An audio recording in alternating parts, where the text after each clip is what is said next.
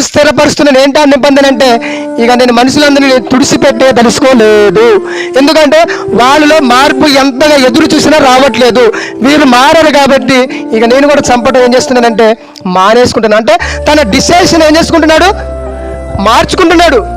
మనలో మార్పు లేనప్పుడు దేవుడే మారి కొంచెం కిందికి వస్తున్నాడు. ఎందుకంటే మనుషులైన మన మార్పు కోసం ఆయన ఓర్పుతో ఎదురు చూస్తున్నాడు.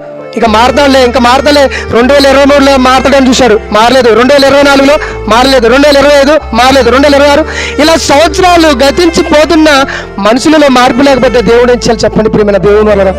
అందుకనే చూడండి, గత 2020లో కరోనాతో ఎంతో మంది భూమి మీద వెళ్ళిపోవడం మనం చూస్తూ ఉన్నాం. కానీ మనల్ని మాత్రం దేవుడు ఎందుకు ఉంచాడో తెలుసా?